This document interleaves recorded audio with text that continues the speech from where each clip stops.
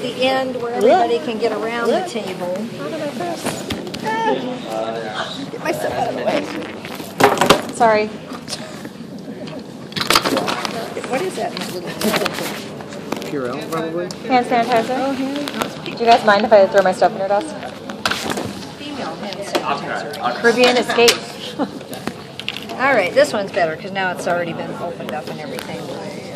All right, so, the ureter got cut. Oh, yeah, I did get cut. Okay. All right, so anyway, on this side, the parietal peritoneum has already been dissected away, and it looks like the adipose capsule has already been dissected away. On this side, hopefully it hasn't yet.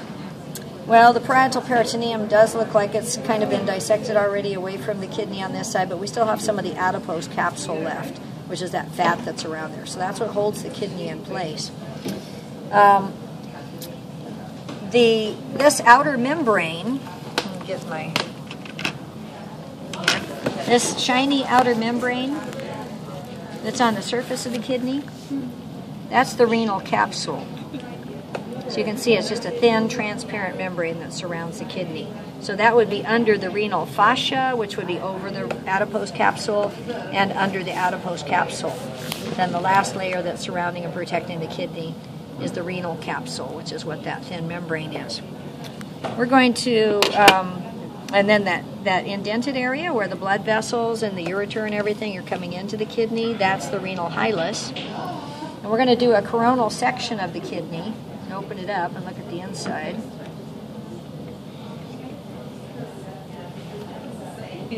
So once we get it open, this one's a little better than the last one that I looked at because you can kind of see the darker medulla inside and the lighter cortex on the outside. So this is the cortex on the outside of the kidney. And then this slightly darker part in the middle, that's the medulla. And this area here that has fat and blood vessels and everything, that's the renal sinus. You can't really see the medullary pyramids very well, but you can kind of see little scallops, kind of like. Those are the bases of the medullary pyramids. Then if we look coming out of the kidney, we have the ureter, and unfortunately this ureter got severed, it looks like. We can probably see the one over on the other side here. Yeah, here we go. So see that white tube? Oh, so it is pretty big. Yeah, it's The pretty picture good size. made it look really tiny. It's pretty good size. Right there. So that white, that's the renal, that's the ureter. And the ureter goes down to the urinary bladder. Here's the cat's urinary bladder. The sac-like structure is the urinary bladder. And this is a male cat. So the male cat, of course, has testicles under the tail there, and also has a penis that's surrounded by hair also. And this is the male cat spermatic cord coming up from the testes. And so the spermatic cord contains blood vessels, nerves, and also the vas deferens that carries the sperm. And you can see it coming up and around. And then you look inside here, and here is the vas deferens right here coming around from both sides. Uh-oh, that one got severed. So that's the vas deferens. That's what's cut in the process called a vasectomy, but they usually cut it in the scrotal area there. Yeah, I know. So anyway, there's the urinary bladder, and coming out of the bottom of the urinary bladder would be the urethra. I don't want to tear around here too much because I don't want to cut the vas deferens there, because we might want to look at that in the reproductive system.